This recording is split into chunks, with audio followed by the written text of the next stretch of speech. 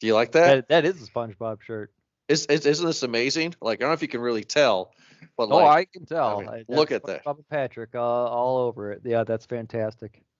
with the OG Raptors hat there, bud. Hello, and thank you very much for downloading this most recent episode of Movie Guys Podcast. You can download many more episodes at movieguyspodcast.podbean.com. All right, here we are, middle of December. Smile 2. We reviewed the first one 2 years ago.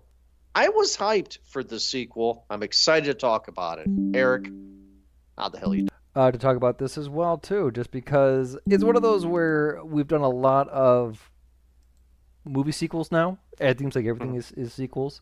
But how often do we get horror movie sequels? It seems Right. like that's with the resurgence of horror movies, we're getting a lot more. We're going to be doing a lot more, whether it be In a Violent Nature 2, it's coming up, right? Lord knows how many Freddy's, Jason's, and Michael Myers Halloweens that there are that we've done, right? And we've already done Terrifier 3, so it seems like this is another sequel that we were looking forward to. But some of them, most of them, are stopping at 2, right? Happy Death Day, right? Stopped at 2. Well, because it didn't do the box office big draw that the first one did, right? I mean, Yeah. this one didn't hit the mark as much as the first one did, but the director already said they're going to do a third one. They have to, with the way this movie ends. We have to see how it ends. You don't have to continue with Happy Death Day to you, right? I mean, how can the same thing happen to the same girl twice, right? There you go. Die Hard reference. Yeah, they started doing that time travel thing though. Yeah, but I don't think the sequel was as popular to where they gave them an excuse to go out and do a third one. Sure, sure. Which this one's kind of teetering on, which we'll talk about. But it seems like a lot of movies that we've done, like Alien Romulus, is another sequel, right? It seems like the ones that we haven't, like Trapper Speak No Evil, are the originals. But there's been some other ones that I'm looking at a list right now too. Even Beetlejuice is a sequel, right? We're doing a lot of sequels. But this was a sequel that I was hyped for. Like, I didn't know they were gonna make a sequel. How could you make a sequel? Where would you go? How would you tell the story of a sequel?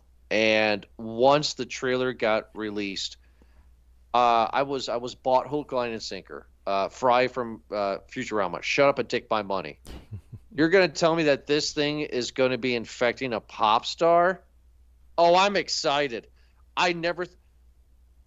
This is something that I would make. Like, I mean, this would be the sequel. Like, where would you go? Well, you gotta go. You gotta tell the same story, but you gotta go bigger, a la Terminator 2, Aliens, do right? Godfather 2, I right? really do. Yeah, good call. I do like this the way that the creator, the writer, director upped the game a bit, right? A lot of times we were comparing this to like The Ring or what's that one with Sarah Michelle Gellar, The Grudge, Yeah, The Grudge. Yeah. right? Where it's this haunting kind of a thing, an entity that is stalking you and yeah, have this looming death about you. But it's always to like this individual who more often than not is not a privileged person, right? But they're just kind of doing their own thing and they're just suddenly turning into a detective to try to solve the mystery of this. Where I think in this movie it's a bit riskier to make it a pop star. And this is their life where they have this influence, where they have this command of they can decide what they want to do, and all these people around them who are yes men, and then other people who are guiding her schedule type of thing. But the end result is a demon not trying to go after one, it's trying to go after many, right? Like it's not just trying to survive Or one by all. one. Yeah, it goes into this big part, which I think is great. So this movie picks off right exactly, well, 6 days after the first movie. Right. So that's the one thing I wanted to praise this movie because I was curious. Okay, where are they going to go with this? Is this going to be a trope that we have seen in horror movies recently, or just in sequels in general, where this is going to be a prequel? Right. Like a movie that came to mind would be Paranormal Activity 2. Remember that one? Yeah. Where the ending of that is the beginning of the first movie. Yeah. Yeah. Right. So I was nervous. I was nervous going into this movie how we were going to start this. Like, is this going to be a prequel? Like, where is this going to go? Yeah. Right off the bat, again, Hollywood asked me, how would you write this? This is what I would do. The movie starts 6 days, like you said, after the first movie, and we get the detective boyfriend who's clearly crazy, right? And he is going on, I'm not going to say a bust, but I guess that's the word you want to say, where he's going to kill a known convicted felon so he could take the Smiles entity off of him to imprint onto this guy, essentially, right? Yeah. So, yeah, basically the rules of this one are kind of not too far off from the other ones movies like It Follows, right? Where you have the option to either die from this entity or you can pass it off, right? Mm-hmm. Is The Ring the same way where if you show someone else the tape? Yeah. Yeah. So, and also to The Ring, you die in 7 days, and this is day 6, right? So this kind of it's following that same it picks off line. kind of a thing, right? So in this one you can obviously have the choice, and not necessarily a choice, but you can either be killed by this thing, and because it manipulates your reality so often and frequently that it has you die in front of somebody, creating a traumatic event for them, and then that's how it passes off. It is this traumatic experience. Killing yourself in front of somebody else is how it passes. Or the infected can kill someone in front of somebody else, which creates a traumatic event for that witness, and then it would pass it along to them. Right. Which we found from the first movie, the one guy that survived. Yes, the one guy who was in jail for killing was because he killed somebody, but because he did kill that person, it effectively passed the Smile Demon off onto the person who witnessed it. Right. So that's what Detective Boyfriend from the first movie is doing. He's going to these known drug dealers. Nobody's going to care. Nobody's going to miss him. Right. He's going to pass it off onto them. Okay. So I've watched the trailer. I know we're following a pop star. So my question is, we're following him pretty long. This is probably 10 minutes, maybe 15 minutes of the movie in the beginning. Yeah. Right. So are we going to Janet Leigh this? Like, is he going to be our hero for the first hour? Like, what's going on? What's going to happen? He goes in, guns a-blazing, right? Kills dude, right? And then another guy has this traumatic experience, right? Did that guy who was going to buy the drugs saw the murder? Do you think he got infected then? He absolutely did. That was Lewis. So Lewis did most certainly witness the drug dealers kind of being killed. Who's Lewis? He is Joel is the detective boyfriend from the first movie. Right. He goes into the drug dealer's house. He takes Alexei, I think the guy in the blue jacket who's getting the coffees. Right. He goes into the trap house, crack house, whatever you want to call it, with a gun, and to the back of Alexei's head. And he's, keep on going in, just go in. They go into the back room, and there he is in front of, the credits say Yev, I believe his name is, who very much is the kingpin drug dealer kind of a guy, right? Sure. And Joel, guy from the first movie, again at holding Alexei at gunpoint, looks at Yev and says, "I have something for you," and takes a knife out, stabs Alexei in front of Yev. So he doesn't stab too. He goes he guts nuts. Yeah. Oh, it's terrible. Oh. Yeah, pretty much he does a pretty good gutting kind of scream style there, right? And does it in front of Yev. Obviously the plan is to kill the one drug dealer in front of the other drug dealer and then pass the Smile Demon off into the drug dealer that lives. But after he does that, the drug dealer on the couch grabs a gun, a little back and forth with the shots. Joel has a gun as well too. He shoots back and accidentally kills the other drug dealer, Yev. Right. much to Joel's surprise, he turns around and he sees Lewis, the other drug dealer buyer guy who is just there, right? And we don't see him again, right? We do. He's the Oh he's the yeah, drug dealer okay. for That is him, for isn't Sky it? Riley. Yeah. Oh, So that's right. Okay. Joel basically goes to him and says, "Oh man, it wasn't supposed to be you. I apologize. Like, sucks to be you, man," kind of a thing. Right. And then tries to leave. But before he leaves, more of the gang starts coming in, and we get the chase scene where he is obviously ducking and dodges to the house, escapes through the window, runs out in the road, and gets nailed by a Dodge Ram. Now, do you think that this Well, entity is nice little kind of jump scare, by the way, too.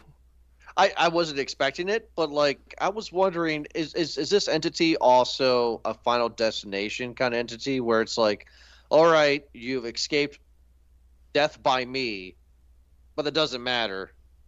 As soon as you drive the car or run out of the road or final something like Final Destination type, right? Yeah.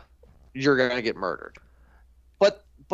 But the dude from the first movie, the prisoner, didn't get murdered. So it's like, I wouldn't say Final Destination. I really would put this more into The Ring because it taunts, right? okay, But not as much. I mean, The Ring just shows you kind of visions, right? Like after a while, you're going through and you see parts of that video that you watched from the tape into your reality, which is a right, great visually, right? sure, And then eventually the girl from the well gets up and she's the one that kills you. Whereas in this movie, this entity basically just destroys your psychic, right? Just your psyche just kind of really depleting more and more about what you think is real and what isn't. And until eventually you just kind of break down and then the demon comes out, a freaky looking demon, and yeah. basically just kills you. So, do you think the demon's hand was in the detective dude's death, or do you think that was just an accident?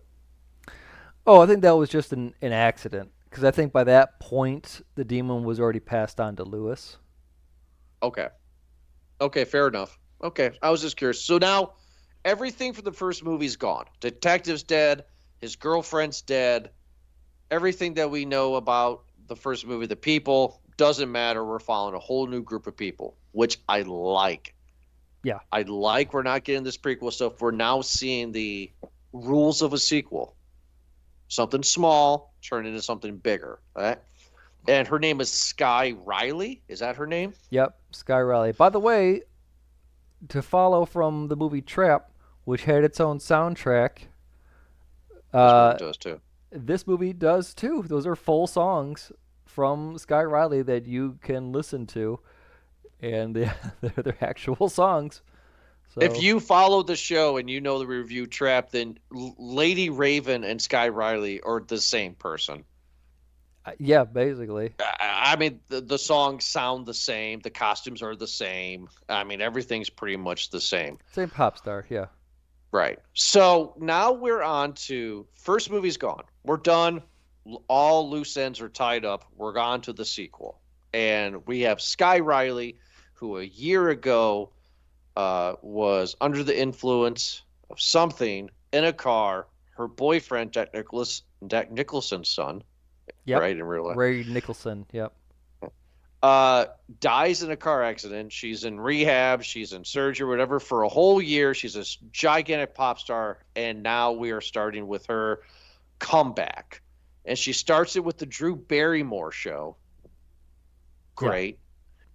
And I also like that they start with the Drew Barrymore show because you know as well as I do that all I was thinking about was Scream.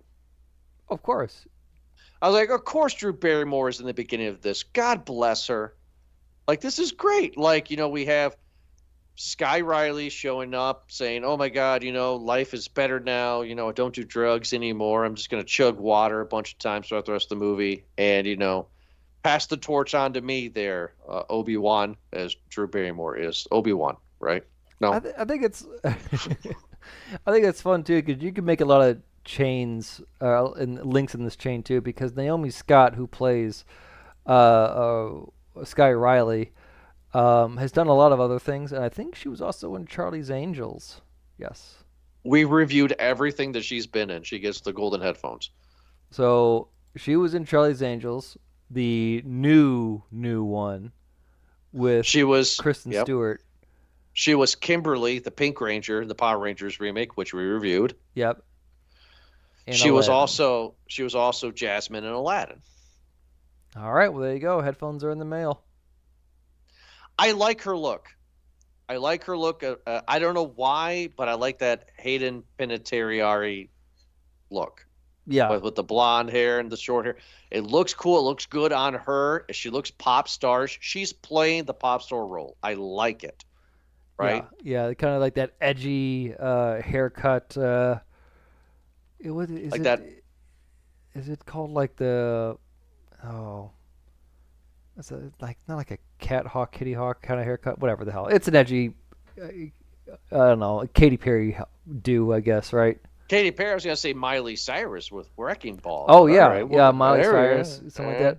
But it's something that we have seen from pop stars before when they try to reinvent themselves, right? They're always trying to stay relevant. They always got to change up the look. And what better way to come out in a new skin than to don a new look? Absolutely. I am a fan of where this is going. I like the world building, but she has a problem though. She has a scar on her stomach. She has a scar on her back from the surgeries, from the accident.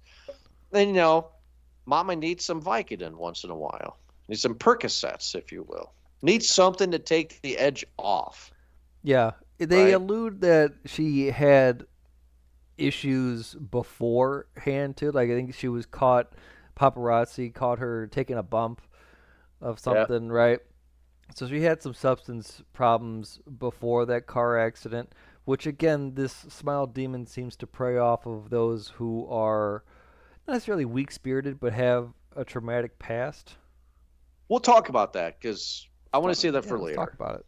I want to save that part for later because I have a theory about this demon and its victims. But her mom's involved. Her mom's like her manager in a way, and then she has another dude that's like a manager. And they're like, hey, bud, big day in New York tomorrow. Got to get some rest. She's like, okay, cool. Drops her off at a hotel, and she's calling Lewis, which I did not put those two together. And Lewis is her drug dealer to give her back medicine, if you will. Yep, exactly. But Lewis is already freaking out. I actually like this world. And the reason why I like this world is because the first movie, you had no idea what this was or what the world was or how people would react. Lewis is a drug dealer, so he's always tweaked out. So it's hard to differentiate if he's actually tweaking or if he's actually traumatically stressed from the demon. Because when she enters his house, he's like, hey, man, what's going on? Yeah. It's like he's just flipping out. And I'm like, is this guy possessed or is this guy just messed up? Like, I really liked this actor. He was really fun in this role for me. I enjoyed Lewis.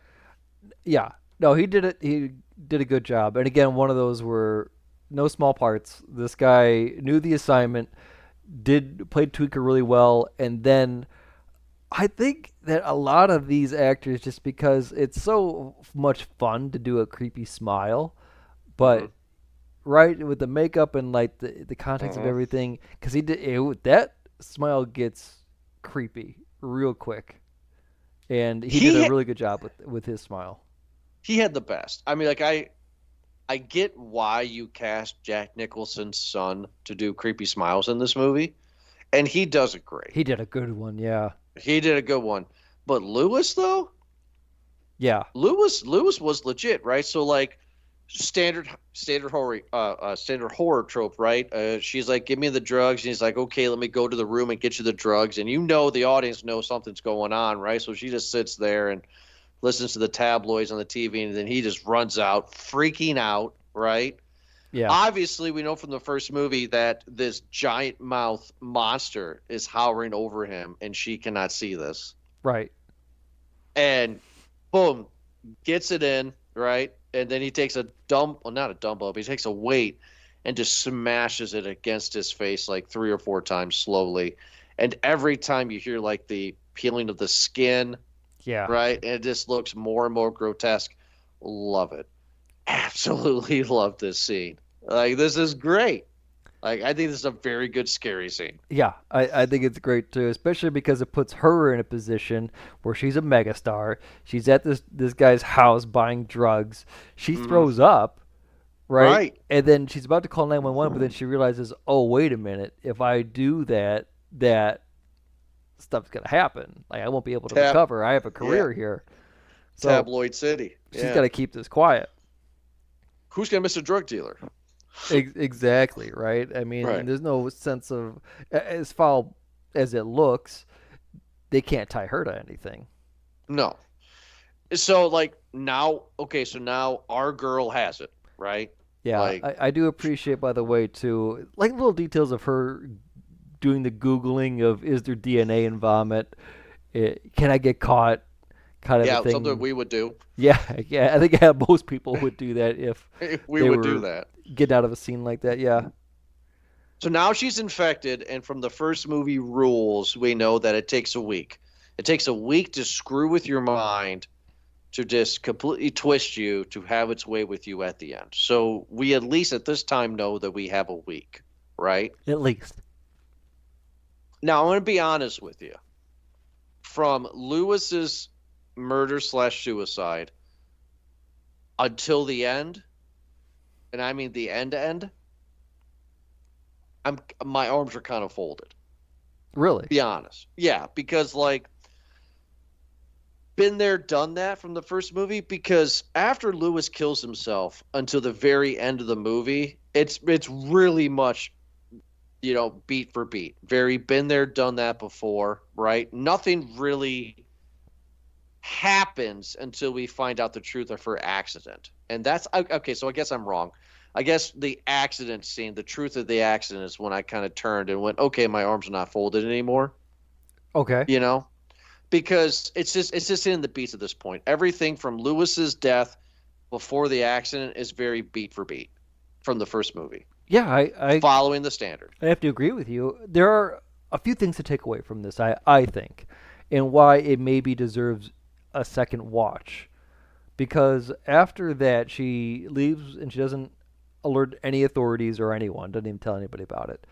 Right. And from that point, we start to slowly get the hallucinations, right? Slowly get that warped reality of what's real and what isn't, and having that demon take over. And her trying to go through her regular motions of recovering her career, right? Trying to do like these guest spots and try to do like these benefits, right? I think there was one where she freaked out in there too.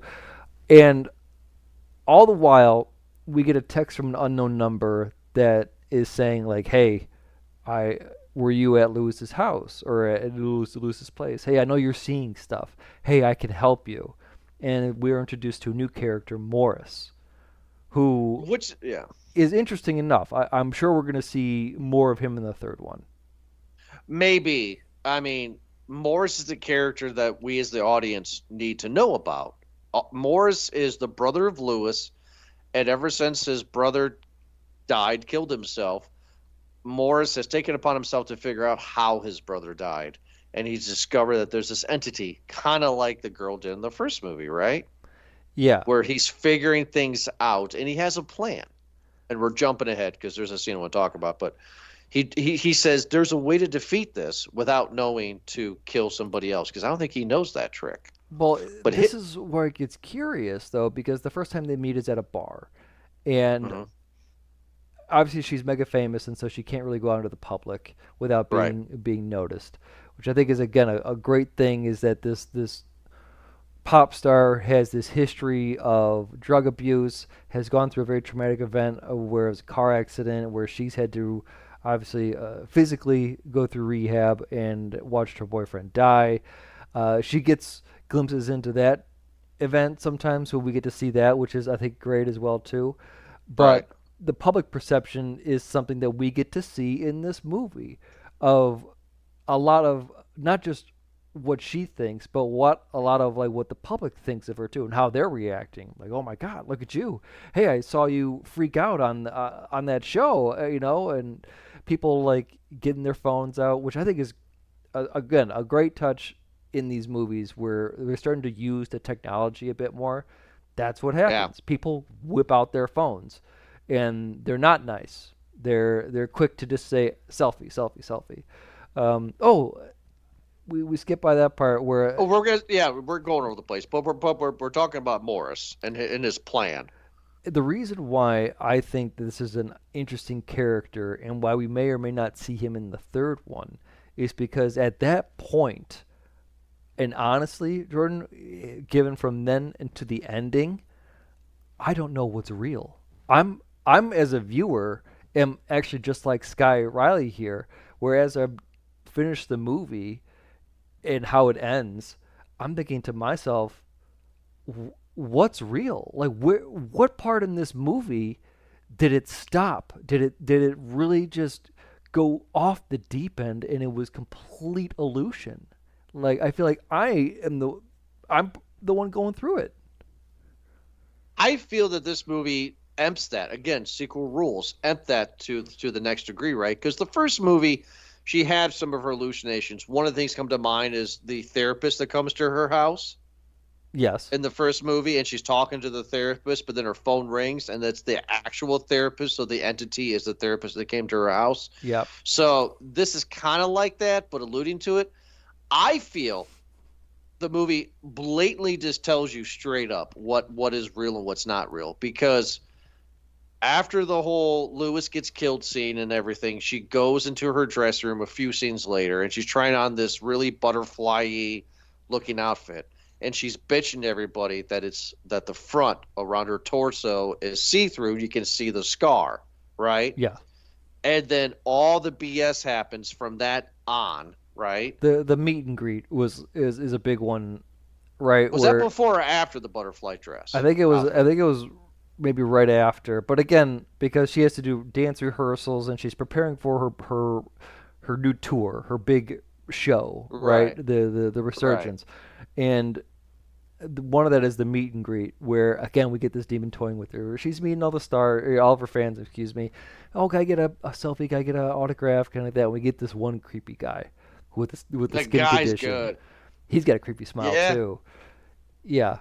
Well, we find out who's real or not, right? Because we get this dude that's just like, I love you. Your skin is so great. Yeah. I have bad skin, and then he gets dragged away, and he's because I'm thinking, oh my God, this guy is the entity, right?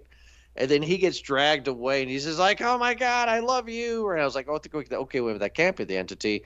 This little girl with the pigtails who's just smiling at her, that has to be the entity. We find out later in the movie that is not correct, that the creepy guy with the skin was the entity. Or again, like I feel like this is why I think I enjoyed this movie the more and more I think about it, is because it is toying with our thoughts just as much as it's toying with hers. We know that guy makes an appearance because when she's in her apartment by herself, right? Yeah. Yeah. And he shows up, and we think, oh, it's a crazy, or she thinks initially that it's the crazy guy coming back for her. Right. But then Gemma comes over because she is freaking out, and she's going through these, she just needs some sort of comfort system, some support system, and she invites a friend over, and she says, okay, I'll come over. And she knocks at the door, opens the door, and what she thought was that creepy guy chasing her is now nowhere to be found, right? Right. And that come back to this because the entire time when Gemma answers the door, we think that now she has her friend back, but then we find out later that was all fake too. So that's what I was going to say, is that the scene with the butterfly outfit and the scar on the torso, after the hour left of that movie, right? And at the end of it, what we're not getting into yet, but at the end of it, when she comes out of the cocoon, she's in that butterfly outfit. Yes. So the movie's blatantly telling us that everything from butterfly outfit until end is BS. That's what the movie's telling us. That's a way to interpret it, yeah. That's not a way. I mean, what other way, right? Why would she wear this blatant, ridiculous, gaudy butterfly outfit? Talk about her torso. All this BS happens to her, and then one of the final shots of the movie is her being released from the cocoon wearing this butterfly outfit. Yeah, they were doing everything is BS. Oh, okay. Because I thought at this point they were doing photo shoots and they were just doing rehearsals, and right. The ending when she comes out of the concert at the end, she's wearing that butterfly outfit. You're right. You're absolutely right. So I feel everything from the butterfly outfit try on to the end is all BS. Listen, that makes sense. And all of it is. I really, because that's a better theory than anything that I could come up with. Because I think it was more at the apartment that is when it started to really, when she starts, panic calling Gemma, whatever her name is, her friend. I feel like that was the part where she starts to lose it. And from then on out, she's very much under control of the Smile Demon and just in her head messed up. Because we don't get too many other scenes outside of this, right? So this is why I'm curious as to, is Morris even real? Because if he is, then those scenes where she goes to the bar, those can't be right. Those can't be fake. That's not real. It's not real. I'm telling you, I'm convinced. Seeing this movie, butterfly outfit turn on, butterfly outfit end credits, all of it's BS. I don't think Morris is real. The entity even says that to her towards the end of the movie with the Morris stuff. The entity even says, "You think you're in control? You're not in control." Yeah. You know what I mean? I mean, all this is BS. The only thing that's true is she gets that flashback memory of the accident, which we won't talk about yet. But like that creepy guy, the creepy girl at the autograph signing stuff, that's all messed up in her head. Morris, I don't think is real. Like I don't think Lewis has a brother. Sure, and that's why I think the apartment was the point. Where we only because of the water, where we get her slamming water, and the reason why is because she does it for her illusion of control. She thinks that slamming the water is her choice, and therefore that's her control. That's kind of her, right? Her spinning top from Inception, kind of a thing. That's where I'm taking that from. But then, like you exactly said, that the demon was just like, you thought you were in control this entire time? It's like, no, I'm in control. You're on my ride, you know? It's a ride I don't want to be on. I mean, like, she's getting tortured left and right? She thinks people are there that are not there. What was it? Okay.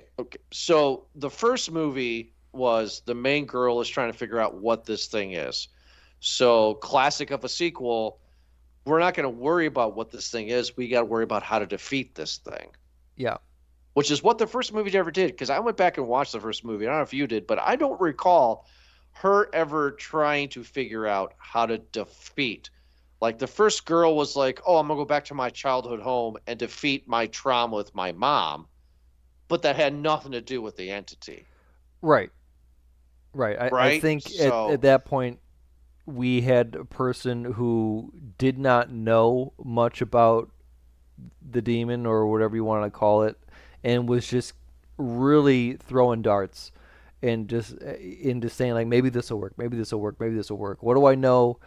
Maybe I can go back to the trauma that it's feeding off of and try to confront it that way, which we know now did not do a dang thing. Which we know won't happen here either. Now, here with Morris, we get a theory. We get a new theory. And the new theory is, if we kill you, if we stop your heart long enough to where you don't have brain damage, the entity will leave you. Yeah. And then we can get rid of the entity, and then I can resuscitate you, and we should be back to normal. But the reason why I say that all this butterfly to butterfly is all BS is because how do you know? And I guess in the opening of this movie, nobody has like a body like shaking moment, like where the thing infects them, where it's like, oh, I'm infected, right? So it's like, if he would have done this, how would we have known if it was successful or not? You know what I mean? Like, I think the theory of the thing feeds off of fear, the thing feeds off of your darkest secrets, that it will, I don't know, imprint is the word, or it will infect uh, death. So I think the theory that the detective had at the beginning of at the beginning of this movie that they had in the last movie makes the most logical sense. Personally, Yeah. I think killing yourself and stopping your heart, I don't think matters. But at this point too, we know how powerful this demon is. I mean, we are tricked the entire movie into thinking what's going on is actually not happening. And I'll give the example of when um, she goes into Sky is thrown around in the apartment, right? And she blacks out, and then she wakes up in the treatment center. Which that's not real either, right? That's not real. And again, we're so crazy, like just lost into what's going on here because she is now in the treatment center. She wakes up and her mom is there, and then that back and forth happens, right? Where Right. she sees her mom smile, break a mirror, and then do horrible things to herself with the glass shard. And then she's freaking out. Sky Riley's freaking out the entire time. Mom, no, no. And then she tries to go to the door, and then all of a sudden she snaps out of it, and she realizes, oh, it was me. I'm the one that killed her. And yeah, Allegedly, right? allegedly Yeah. kind of a thing.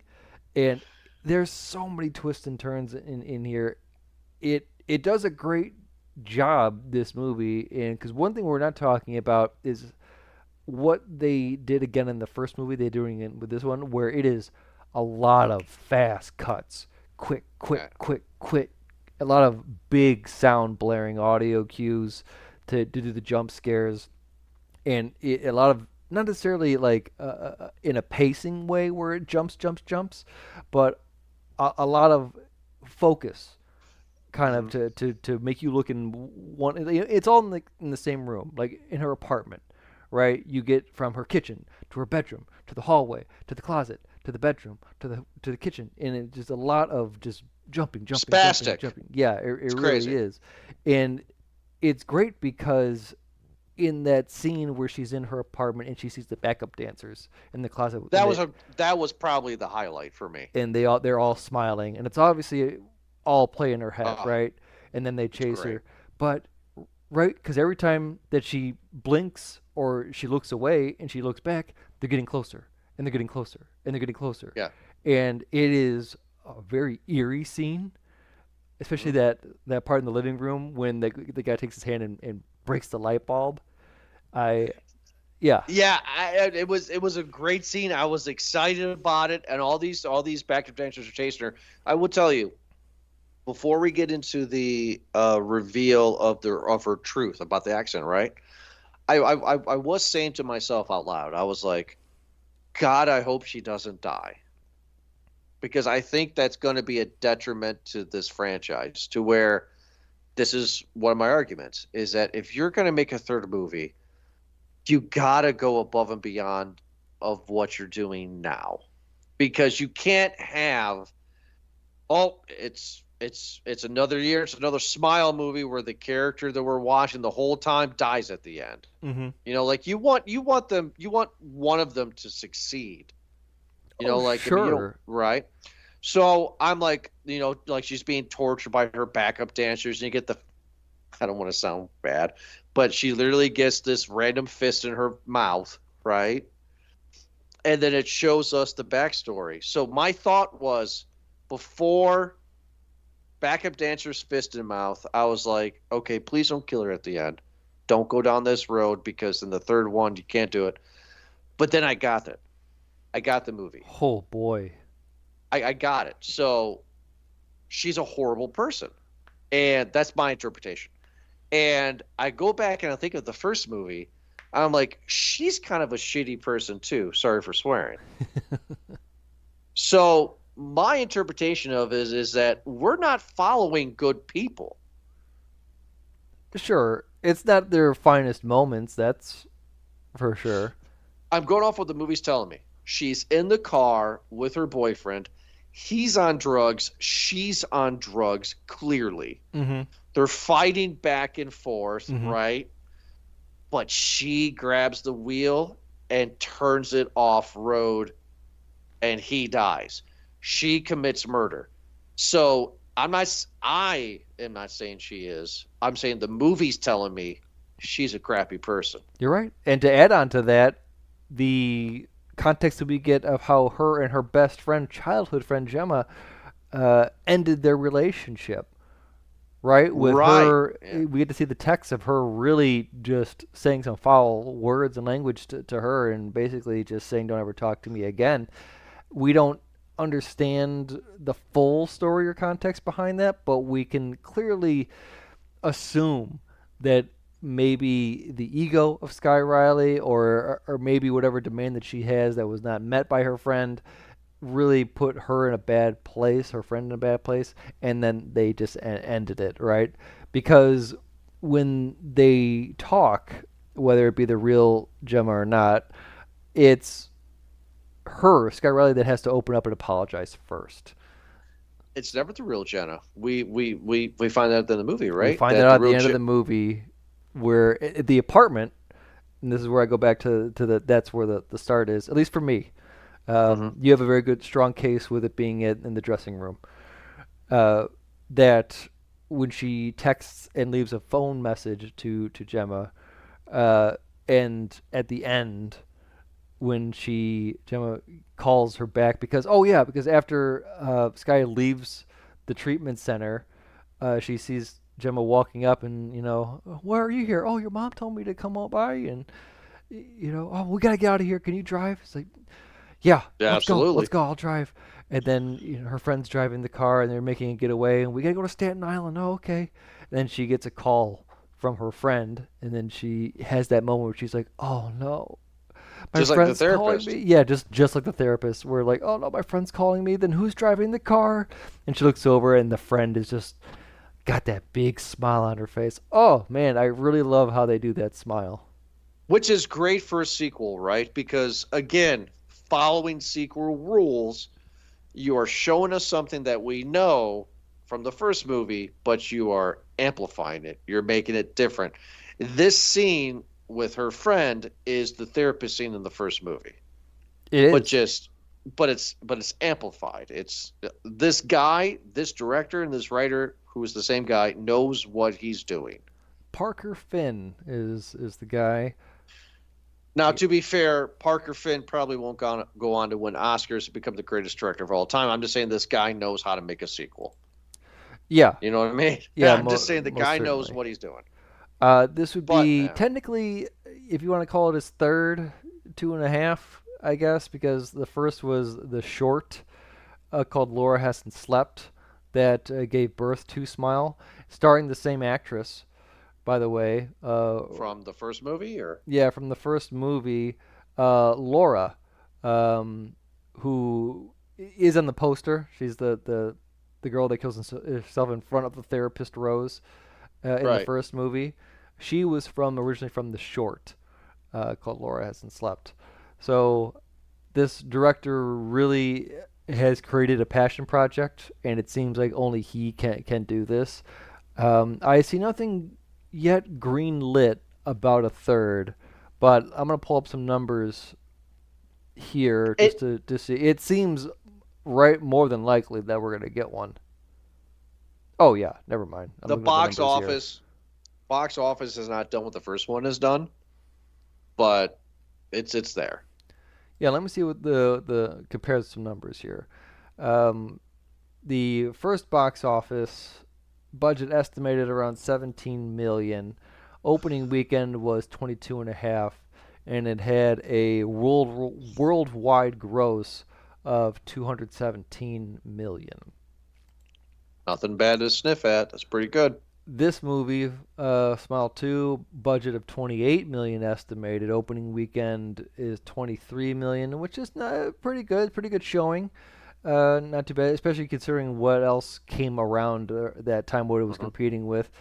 So far, its worldwide gross is 136. So, if there is a third, will we get it in the theaters? Maybe. Maybe the right studio will have to pick it up on that one, but I wouldn't be surprised if we give it like a direct to stream on that. I think we'll get a third because I think word of mouth. I think people are going to stay home for the holidays. People are going to start watching Deadpool, Wolverine, this movie. You know what I mean? Like, this is going to be streaming during the holidays. This movie will get some legs. It did, I think. See, did it beat Long Legs? It did. Long Legs, Substance, Joker 2. Well, I guess most of it beat Joker 2. But yeah, it had a lot to. It had a lot to compete with. So I'm wondering if maybe that was a part of why it didn't have the showing as it did in the first one. But also in the first one, keep in mind too, that was 2022, so that was still kind of the new reopening it to the theaters, so people getting back into the theaters Sure. after COVID. Yeah. So After. yeah, and this is not that. So this is where we come to theories. This is what I was kind of a big chunk of this episode we're going to talk about. So Morris, she escapes. Her friend that's not her friend, that's the entity. She goes to Staten Island, right? Or Long Island, wherever she is. Staten Island, yeah, it doesn't matter. Staten Island. And Morris meets her at an abandoned Pizza Hut. Yes. Allegedly. And says, all right, I'm going to take you to this back freezer that looks like a very mini Fast Night at Freddy's kind of place. And I'm going to inject you with this stuff, and it's going to stop your heart, and the thing's going to go away. Yep. Right? Yep. He never does. Right? So he puts her in the freezer. She's on the table. He leaves from what we see. Yeah. Right? Yep. He's gone. We never see him again. He's gone. Which is another reason why I believe that this is all the entity. And we get a cat and mouse with the entity, with her trying to stab herself with this heart-stopping stuff, and the entity's trying to stop her. It's her, right? The entity's mimicking her. Yeah. Looks like her, right? From Car the old crash days, her, right? yeah. Yeah. And she stabs herself in the neck. Oh, my God. I've won. Oh, my God. This is it, right? Morris is right. And the entity says that line that we said. Oh, you think you're in control? You're not. Break a leg. Next shot is her in that butterfly outfit coming out of the cocoon for her for performance, which is why I've told you throughout this whole time this has been BS. And she sees herself standing in front of her smiling. Yeah. And the entity guts itself essentially. And it's this four-legged thing. It's the same image as the first movie, right? It's like, I don't know. It's like this gigantic monster with Skinless. like multiple jaws. Yeah, it's like this weird kind of like long-legged, long-armed, skinless thing with right, like no eyelids and a big smile on its face. It just has this huge these jaws, right? But which I find is interesting because we never see the end result, right? And I thought this movie was going to go there. But just like in the first movie, she's paralyzed, and I already know she's dead. So I'm just like, oh, no, another person's dead. Like, right?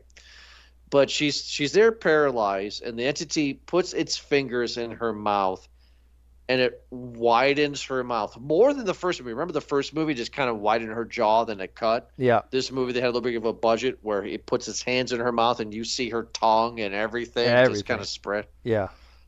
I'm assuming that you're going to say yes, probably, that's showing us off camera that the entity is climbing inside of her, I'm assuming. Yeah, I kind of got that too. Right? I mean, why would he open her mouth all the way completely? Right? He's climbing inside to possess her, right? He's climbing inside to possess her. Exactly. And this is where her back is towards the audience, and I know what's happening. As soon as she stands up, her back is to the audience. I know what's happening. Yeah, I'm sorry to cut you off. We get a different reality because we're seeing this and we're hearing the crowd cheer, but then we get that moment when after the demon crawls inside of her, we get a cut to the reality where Right. she's collapsed on stage convulsing, right? And everyone is silent. Everyone's going, Hmm. "Oh my goodness, what's going on here?" And then that moment where it's all quiet, she comes to, she stands up, and you can hear the crowd kind of like, okay, woo, okay, yeah, she's back, woo, kind of give the courtesy clap there that she's recovered, and then you get the smile. Yeah. I mean, like as when we got the reality and her back's to to the audience, and then we get the smile screen, and then we go back to the mom, right? The mom's to the audience. Mom's alive. Everybody's alive. No, nothing happened. Yeah, And she takes the microphone, stabs herself through the eye, and kills herself. in front of everybody. And then as soon as that happens and it goes to credits, I go, oh, Yeah, thousands of people have now been infected by the yeah, entity. That's what makes me excited. That's what makes a good sequel. yeah. So like, You are amplifying it. This is great. so the curiosity is at all time high, right? Like, what are they gonna do now? You have a full It's going to be a stadium, pandemic. yeah, of people who are now infected with this smile demon here. Like, what's gonna happen? This is good, great because you have all different walks of life in this stadium. You have different ages. You have everything, like male, female, races, like everything. Yeah, Like everything. where? So this is what makes me nervous though, is because what a great way to do a sequel. But this is where you get to that Alien 3 territory in a way, right? Where it's Hmm. just like, where can you go from here? And I don't want the third movie to be the world knows of the smile demon, and we get like that. Remember that movie we reviewed a few years ago where they uh, talk to me, where they like, shake the hand and then they know ghost or life and they get like Yeah. I don't want that world for the third movie where everybody knows. But I think that's where they have to go. Where else could you go from here? Well, there's the thing is that nobody knows. As of right now, everyone who's at that concert, nobody knows about the demon. Nobody knows about what Smile is. They just saw a pop star who got out of rehab, going through it right now, had an episode on stage, and then kill herself on stage. Now, I would imagine that in the third one, they're going to go and try to piece together all the crazy stuff. They're trying to piece her that she was at Lewis's apartment, that she maybe they do the DNA, that she did go out with Morris at that bar, and she did have these certain things. But who knows? It's an open book right there because you could put her in any situation. I think in that point, and have the public perception paint a different picture than from what we saw, right?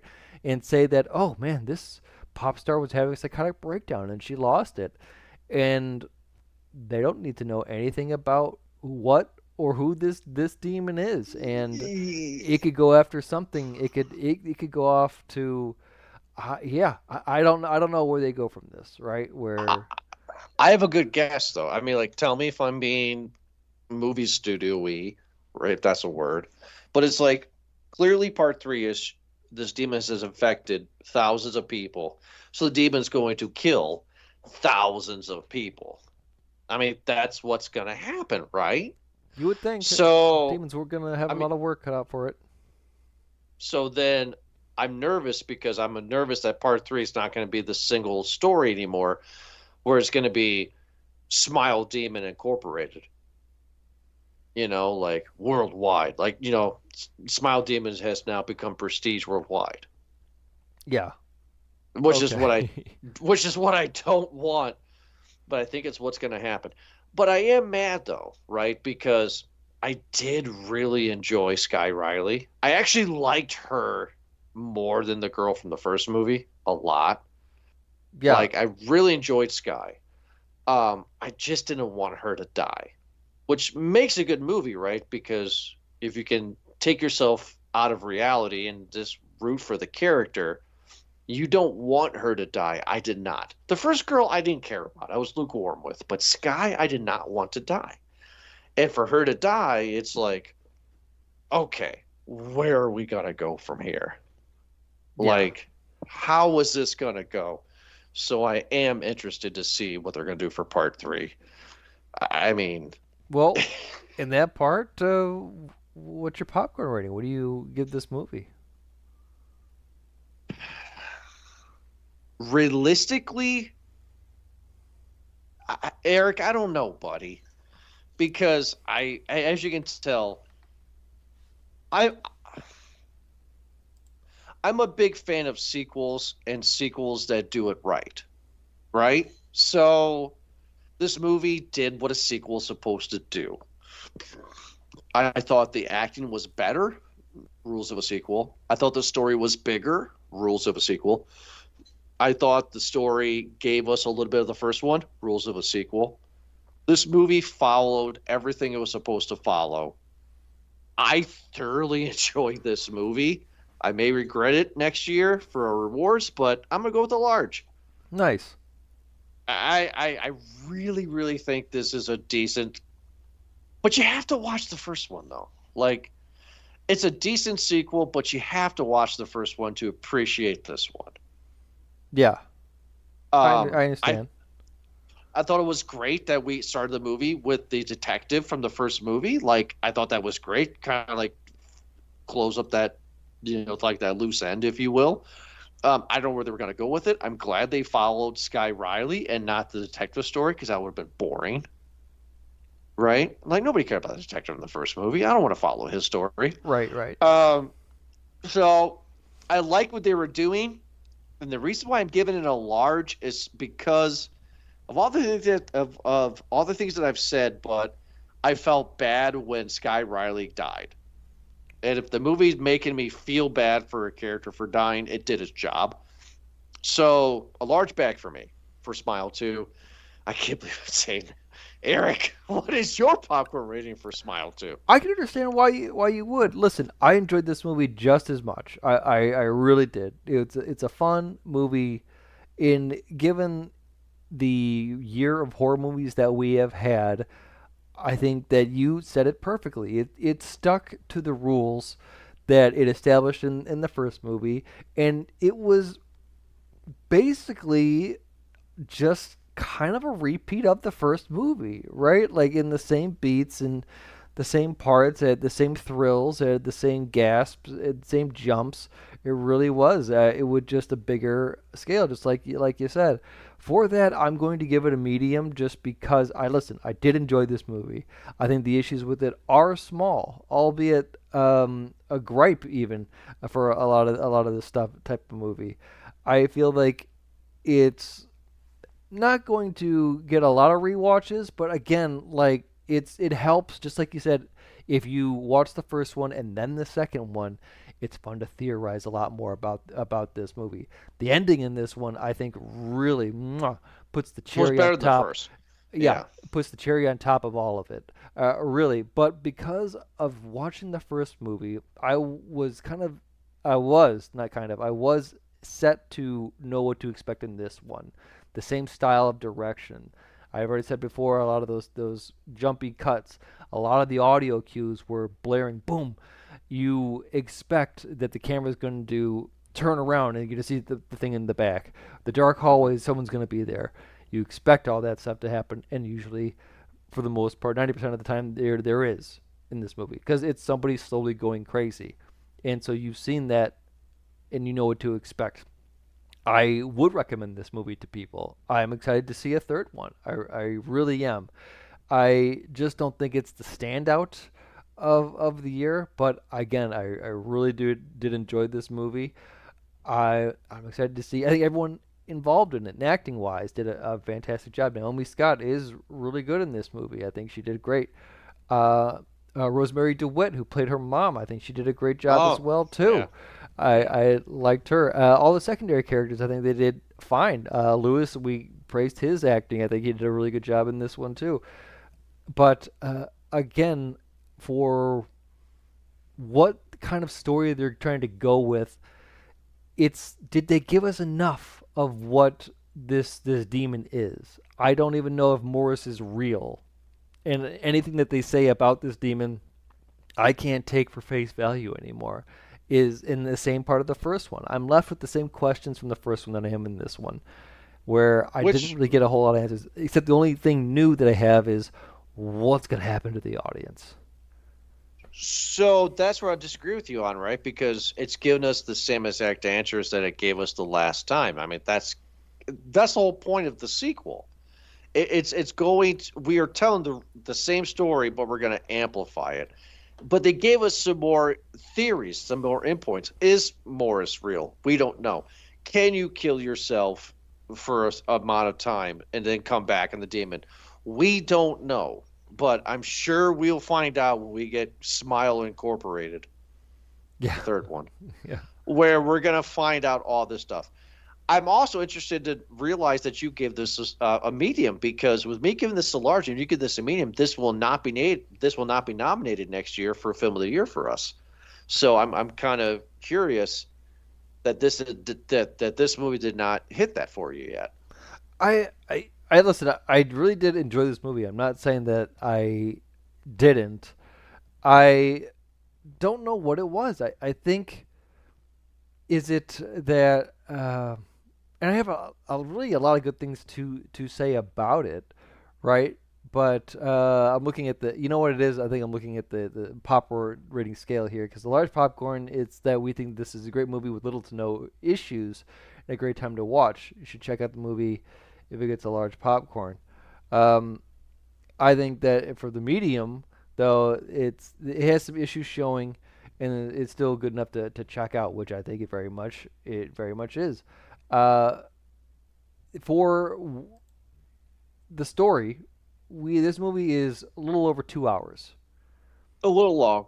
Yeah, and I don't think that it's showing everything that it needs to show in 2 hours for that runtime, right? I think it kind of stretches the buck a little bit. I really enjoyed the parts with her ex-boyfriend, I guess, the Paul Hudson character, the Jack Nicholson's son. I think he was great in this movie. I get that, but I don't know if there's something that you could cut out or just embellish on. Maybe the parts with the boyfriend a bit more, or maybe the Morris character, to go into him a little bit more, because again, like, what part is real and what part isn't? Well, we know what's real. We know why she dies is because she's a bad person that caused the car accident. That's what the movie's telling us. Right. But she's a bad person that, you know. This is what we're going back and forth on, right? And I think that might be the issue. Albeit encouraging enough that it sparks the discussion. And it's always good for a movie, right? And I feel like, again, the way and the style that this movie is done, I think it's a very good job for what a horror is, right?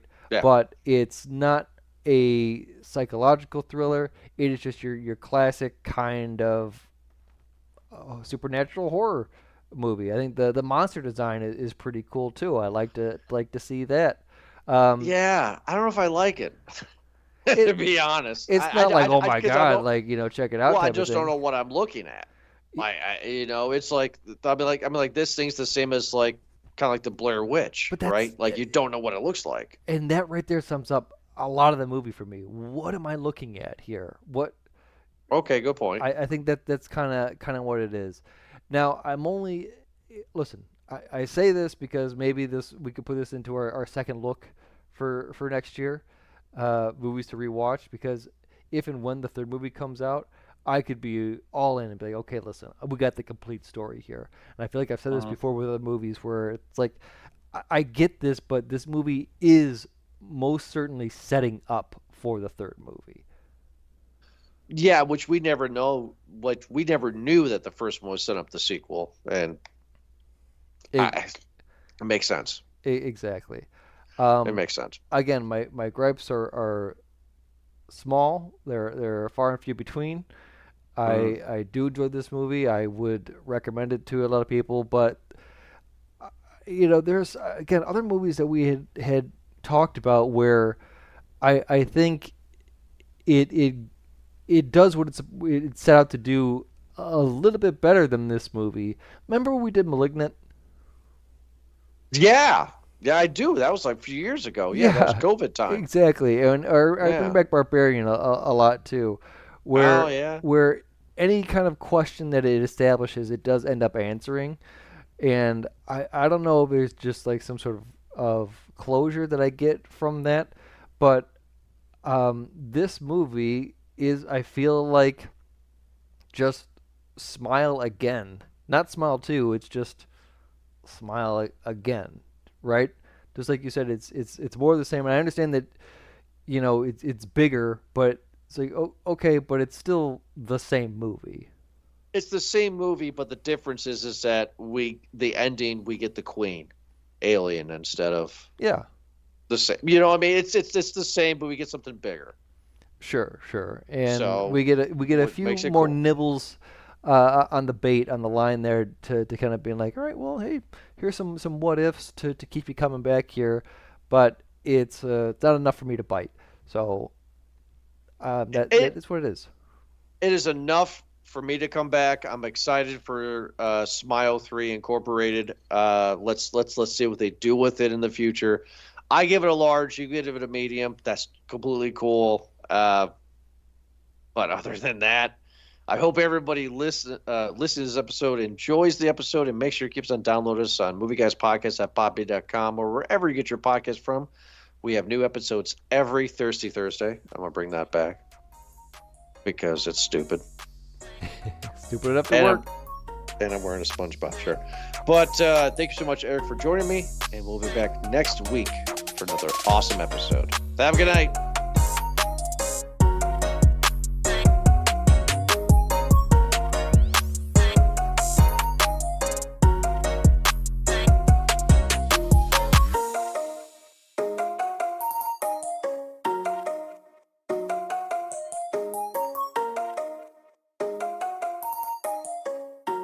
Oh, I need to send you a picture, and I will do that now, of a shirt that I got Tony. Tony did a 24-hour charity stream for his podcast, Hey, I Like That Game. Right. And they've done this for a few years now. And it's right around his birthday. Mm-hmm. A lot of times he says that, hey, instead of giving me like a direct gift, if you could either give me something for the stream or donate to the stream or anything like that, that would be amazing. And what I did is I got him a shirt. You were my inspiration for this because you gave me a Party Guy shirt. And that Party Guy shirt, let's be honest, is amazing, right? Yes, because it's a Party Guy shirt. It's a Party Guy shirt. It's a Party Guy shirt. So I came up with the idea, is like, okay, I'll give him a Party Guy shirt, but we're going to go one up. Oh, more extreme than what I gave you. Oh, yeah. Here, I'm going to send it to you, and you can describe for the listeners what I am sending you. It is a shirt, by the way. But perfect. So Tony is wearing... Is that OG Eric? Yeah. That's from like 20 years ago. I think that's... You look super Jewy. Oh, yeah. That's... I don't think it... I thought originally it was freshman year, but I think it's actually sophomore year. Of high school? Of college. Oh, of college. Oh, boy. I mean, yeah, bud, that looks like you. I mean, whew. It's you without the facial hair. Listen, it's a rough year, that picture. You could see the hair is in full full fro, or halfway over there too. And I think around this time, what is the heck? Superbad just had come out. Yeah. Okay, you look. So my insults had evolved from being called Harry Potter and now being called McLovin. Yeah, I mean, you definitely pull off the McLovin there, but I'm proud of you. Yeah, listen, there was no, unless I shaved my head Yeah. and got different glasses, or just got them rid of them altogether. I could probably just wear a hat, to be honest with you. I probably should have gone through just a hat wearing phase. But which actually, now that I say that, I did in college, and this is another reason why I'm very glad that I didn't meet Sarah at that time right there too, is because I went through a beanie phase. Oh, you would wear a beanie, wouldn't you? Gotta cover it up. Yeah. So the picture, because you said describe it, is you bought your buddy for Hey, I Like That Game, one of those T-shirts that has your face printed everywhere, all over it, and it's like almost 20 years ago. Yeah. I mean, whoo, boy,